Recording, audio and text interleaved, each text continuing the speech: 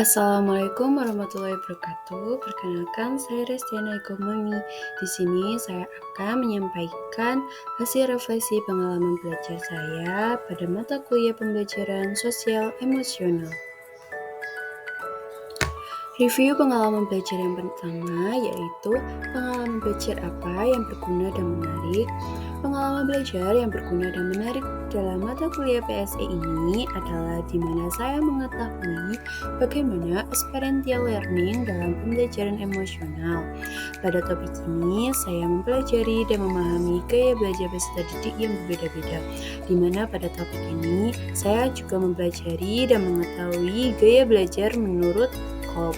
Selain gaya belajar yang berguna dan menarik untuk dipelajari, ada pembelajaran lain yang membuat saya ingin lebih lanjut untuk mempelajarinya, yaitu ruang belajar yang sangat dibutuhkan oleh peserta didik di mana seorang ahli psikologi, Yurir Biron van Brenner tahun 1917 merumuskan teori ekologi yang menjelaskan bagaimana interaksi anak dan lingkungan tempatnya berinteraksi dapat mempengaruhi perkembangan anak.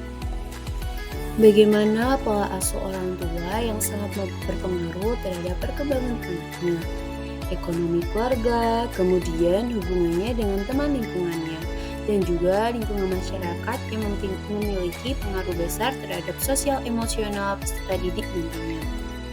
Pertanyaan yang kedua, pengalaman belajar apa yang berguna tetapi kurang menarik? Menurut saya, pengalaman belajar yang berguna namun kurang menarik adalah di mana ketika kami mereview film Kitty, banyak ilmu yang didapat di sana, tapi kami tidak mempraktekannya di dalam kegiatan.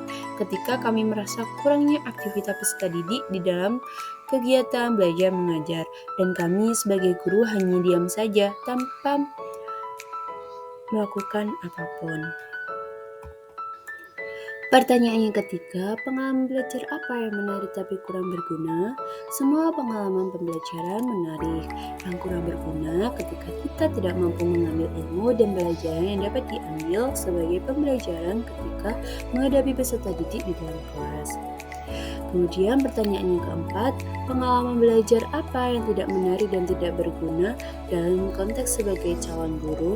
Menurut saya, ketika saya mempelajari topik 4 ini pada mata kuliah pembelajaran sosial emosional ini, semuanya memiliki pembelajaran yang menarik dan berguna untuk saya pelajari dan terapkan dalam pembelajaran di kelas, walaupun masih banyak kesulitan yang saya hadapi. Tapi dengan begitu, saya berusaha semaksimal mungkin untuk dapat mengatasi kesulitan tersebut. Selanjutnya, refleksi pengalaman belajar. Pertanyaan yang pertama, apa yang terjadi? Pada topik keempat ini, saya mempelajari experiential learning dalam pembelajaran emosional yang meliputi macam gaya belajar dan ruang belajar. Di antaranya, gaya belajar. Yang pertama, divergent atau divergent. Gaya ini merupakan kombinasi elemen pengalaman konkret dan observasi reflektif. Individu dengan gaya belajar ini mencoba melihat situasi atau pengalaman dari beragam perspektif. Individu ini cenderung mengumpulkan informasi yang ada. Mereka memiliki minat sosial yang tinggi, cukup peka terhadap lingkungannya.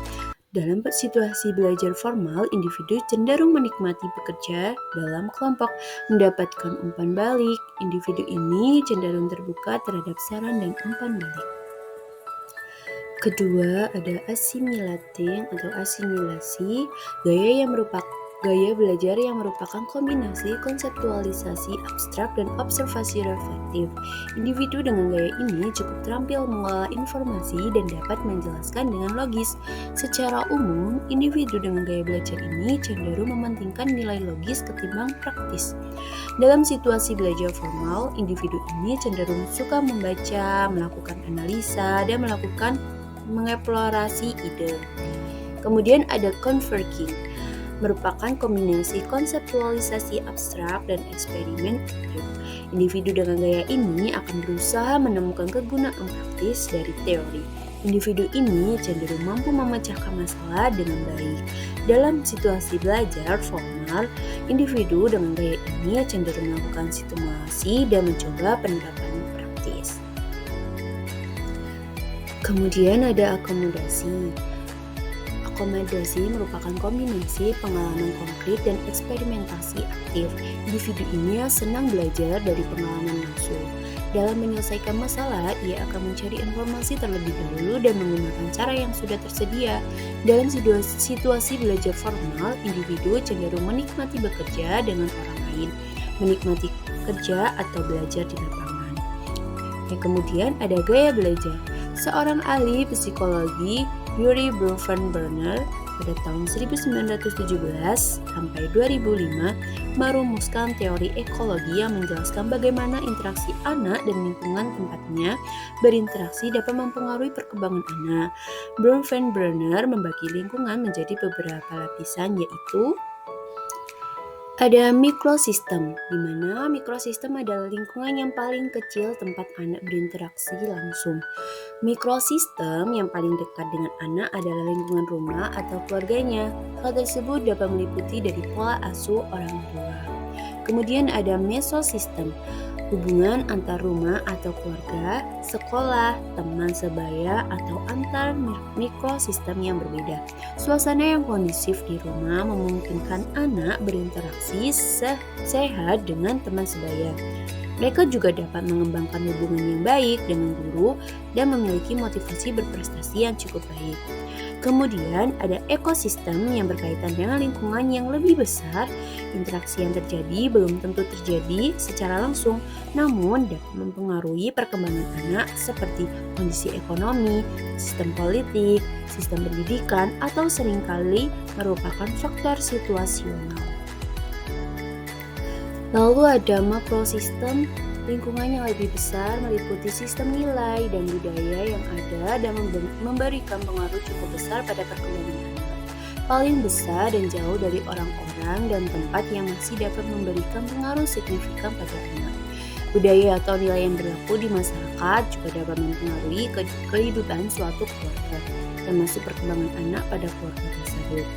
Kemudian yang terakhir ada kronosistem, adalah lingkungan yang sangat bergantung dengan dimensi waktu, namun memberikan dampak pada perkembangan anak, memberikan kegunaan dari dimensi waktu yang menunjukkan pengaruh akan perubahan dan kontinuitas dalam lingkungan seorang anak.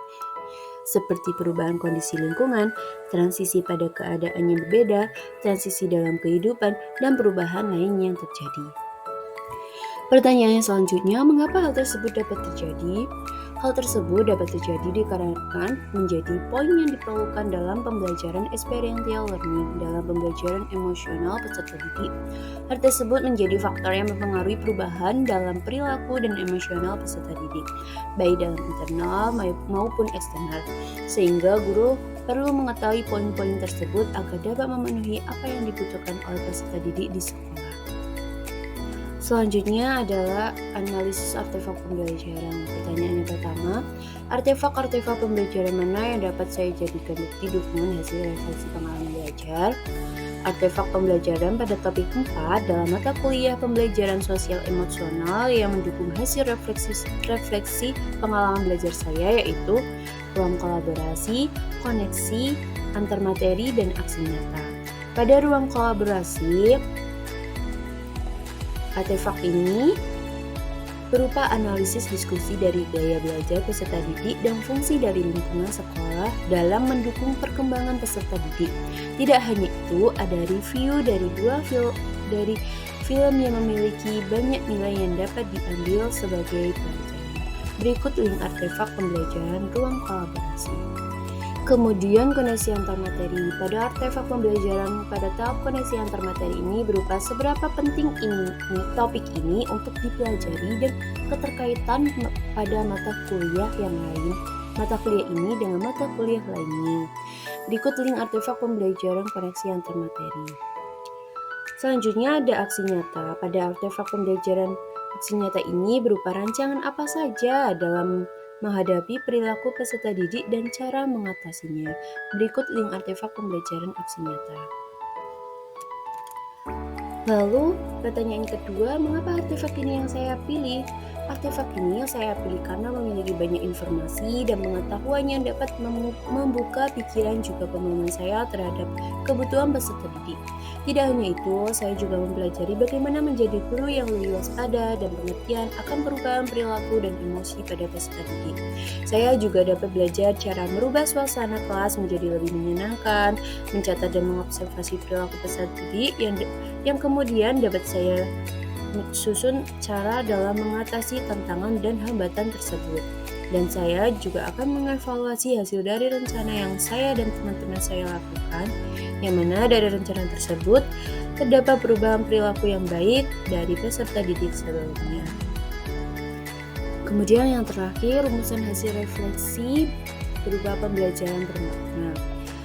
Pertanyaannya, apabila saya mengajar atau membahas topik ini dengan mempertimbangkan prinsip pembelajaran bermakna yang berpusat pada siswa, perubahan apa yang akan saya lakukan? Dari topik ini, saya mendapatkan banyak ilmu dan pengetahuan. Bagaimana perilaku guru sangat membantu dalam mengetahui karakter peserta didik. Bagaimana gaya belajar peserta didik yang berbeda dengan latar belakang peserta didik yang berbeda juga, yang mengelompokkan berdasarkan ruang belajar peserta didik. Penguasaan guru dalam kelas cukup dibutuhkan dalam mendekatkan diri pada peserta didik, sehingga hubungan antara guru dan peserta didik menjadi lebih baik. Saya akan mengenali lebih dekat peserta didik supaya dapat memudahkan saya sendiri dalam memproses pembelajaran yang seperti apa yang dibutuhkan oleh peserta didik. Langkah yang bagaimana yang saya pilih untuk dapat membantu memperbaiki perilaku peserta didik menjadi lebih baik. Dari topik ini saya belajar bahwa menjadi guru harus memiliki kemampuan yang banyak dan lebih kreatif dalam meningkatkan semangat belajar peserta didik dan memantau terus perkembangan emosional mereka agar dapat memudahkan meningkatnya kemampuan dan keterampilan peserta didik dalam menguasai emosionalnya, terlebih pada kegiatan pembelajaran sehingga tercapainya tujuan yang berpihak pada peserta didik. Cukup sekian yang dapat saya sampaikan, agak kurangnya mohon maaf. Sampai jumpa di video selanjutnya. Assalamualaikum warahmatullahi wabarakatuh.